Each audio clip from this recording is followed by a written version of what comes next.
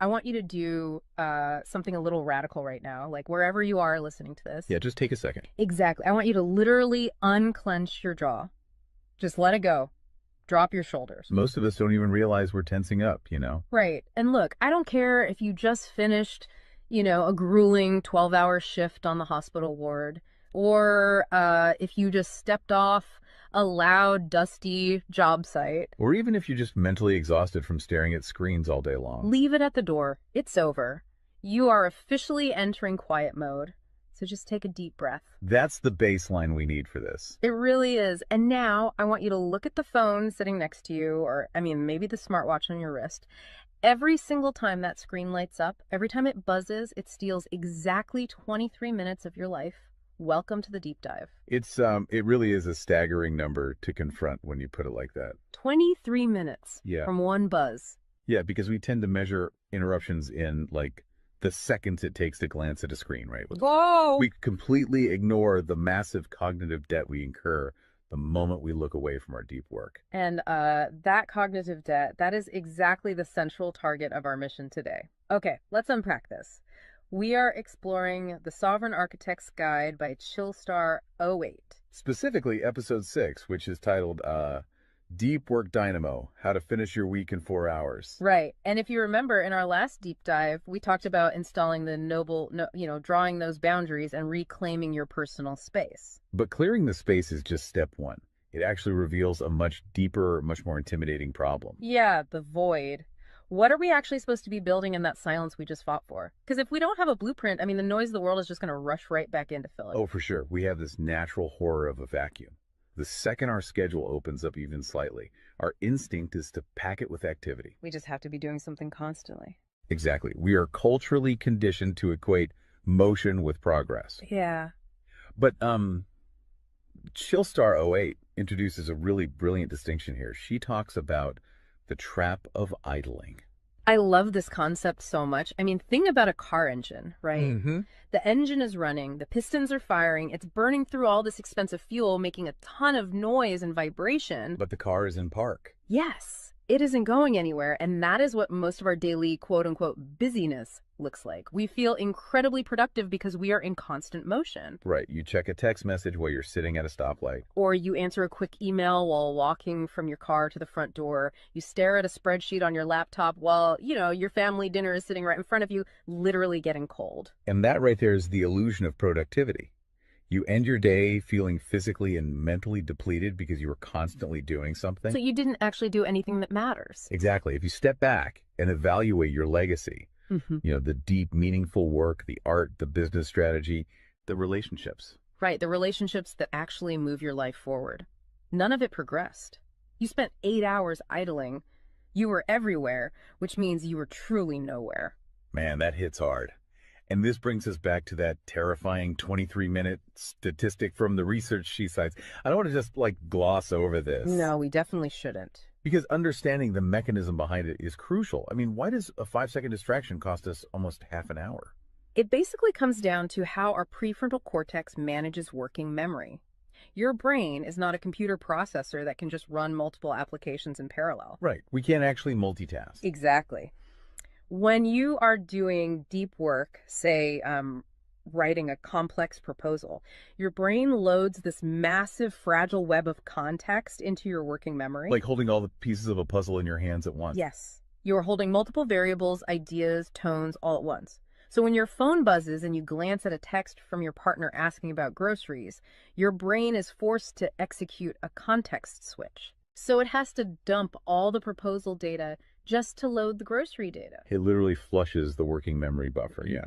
It has to process the new rules and the emotions associated with that text message. Wow. And then when you turn back to the proposal, you cannot just pick up where you left off. Your brain has to laboriously rebuild that entire web of context from scratch. Oh, I hate that feeling. Were you just staring at the screen like, what was I even saying? Right. It has to retrieve the thread of your argument. Remember the tone you were using, recall the variables. That rebuilding process takes an average of 23 minutes of cognitive effort, And it burns a ton of energy doing that, right? massive amounts of glucose. That explains so much. I mean, that is why people hit 5 p.m. and feel physically exhausted, almost sick to their stomachs. Even if they've just been sitting in a really nice ergonomic chair all day. Exactly. They haven't been doing deep work. They've been doing cognitive gymnastics, just constantly flushing and reloading their working memory. They are burning fuel just to stay in park. So, okay, let me bring in what I like to call the transformer concept here.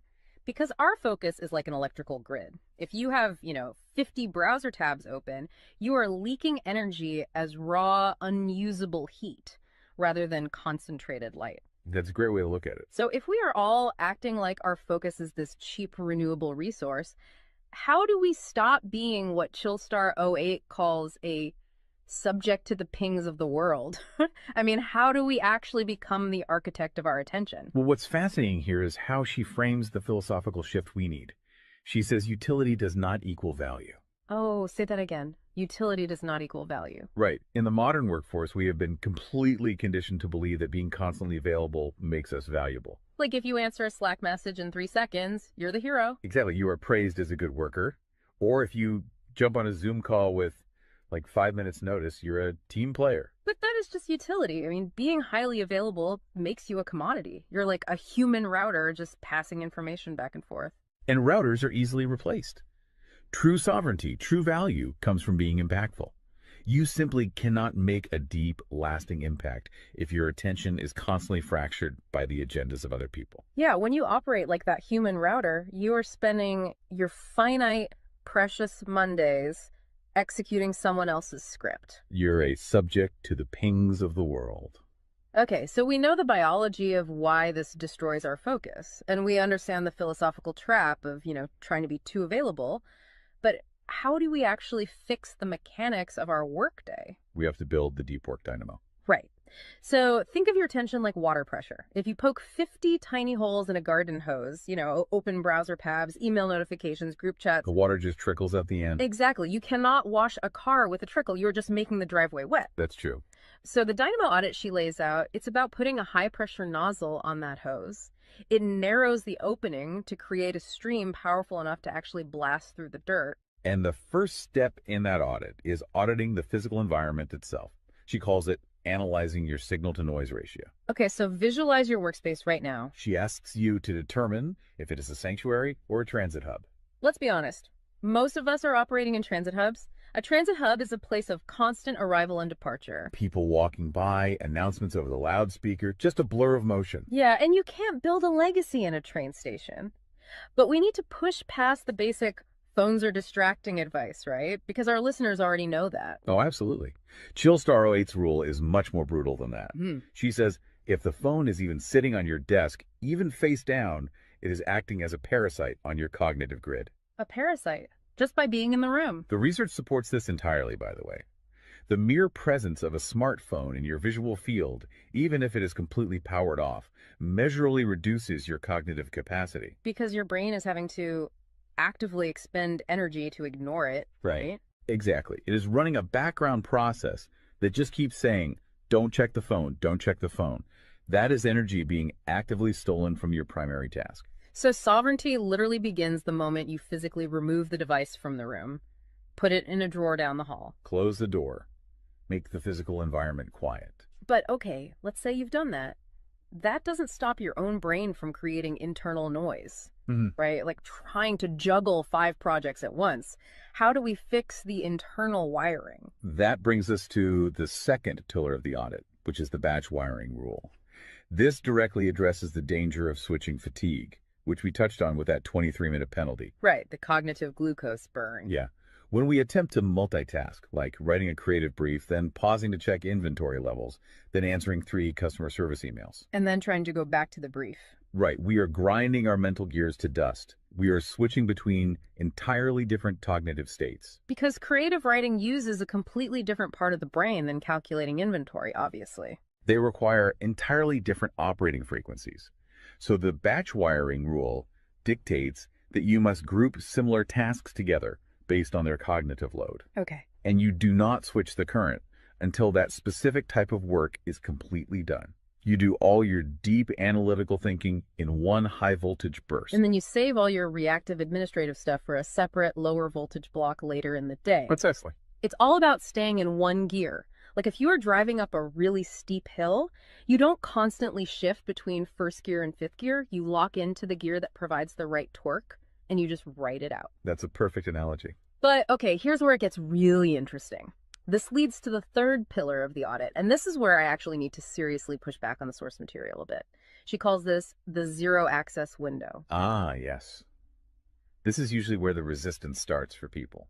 Because it sounds impossible for a normal person. She says you cannot just plan to be focused, right? You have to legally schedule it. You have to lock in one sovereign hour. Yeah, 1 hour where you are legally dead to the outside world. No boss, no family, no, hey, do you have a second for a quick question? Just you and the blueprint. It's extreme, yes. But let's do a reality check here. I mean, I see how that works for a solo digital entrepreneur or a freelance writer, but what about someone whose literal job description is to be available? Right, like an IT support specialist. Or a floor manager, or a nurse on a ward, or even, a parent at home with a toddler. How do they justify just vanishing? It feels like this advice only applies to a very specific, privileged type of worker. That is the most common and frankly the most valid hurdle to this entire system. But we really have to look at how the principle scales, and we have to look at the internal psychology of the worker. Okay, walk me through that. First, let's address the context of Chillstar '08's own life. She is not some solitary monk living on a mountain. She is a wife, a mother, and a grandmother. Oh, wow. Okay. Yeah, and she runs a luxury travel agency and a digital marketing business. Her entire professional and personal life is built around communication and client management.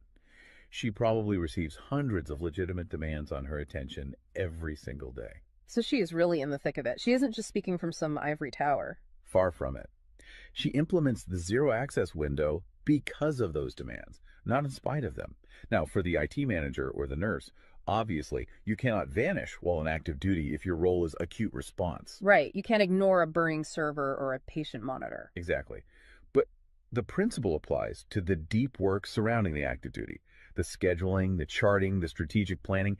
Even in highly reactive jobs, there is legacy work that gets pushed to the margins. That makes sense. And the challenge isn't just logistical, it is deeply psychological. It's the internal guilt, isn't it? Yes, exactly.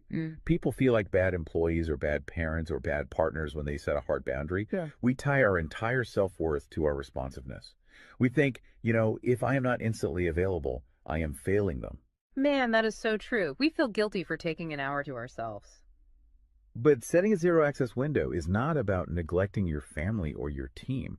It is about condensing your high level work into massive, high impact bursts of energy so that you can actually be present later. Wow. Okay. Consider the alternative. If you don't carve out that absolute focus, you end up giving your family or your team partial fractured attention for 12 hours straight. Exactly. You are physically at the dinner table, but mentally you are drafting an email. Or you are sitting on the floor playing with your kid, but you're checking a Slack notification over their shoulder. You are trading constant low quality availability for scheduled high quality presence. It is entirely about communicating boundaries to protect the quality of the time you do give people. You tell your team, look, I am going offline for 60 minutes to finish this crucial report. If the servers literally catch fire, call this specific emergency number. Otherwise, I will address all questions at 11:00 a.m. Right. You aren't vanishing to hide. You are vanishing to get the work done efficiently so you can actually live your life. Which brings us to the ultimate why behind this entire system. Because once you fight through that guilt, once you build this 4-hour fortress, you have to know what it is all for. It's not just about becoming a hyper-efficient robot. No, because if you use these tools just to do more of your boss's busy work or to take on 3 more stressful projects, you have entirely missed the point. You are just speeding up the treadmill. If we connect this to the bigger picture, the destination we are driving toward is a concept she calls passive magnetism. Okay, break down passive magnetism for us, because it sounds a bit abstract. Think of it as the gravity your work generates when it is undeniably good. Most people operate with active desperation. They're loudly networking, constantly posting, aggressively chasing clients or promotions. Just relying on sheer volume to get noticed. Right.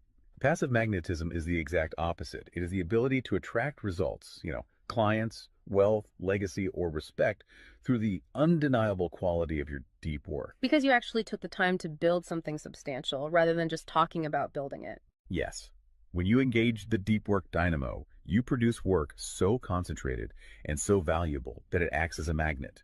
You don't have to chase the market comes to you. And the ultimate prize of achieving that passive magnetism isn't just more work. The prize is time. Time is the ultimate currency. The dream of the sovereign architect is to finish an entire week's worth of business output in just 4 hours.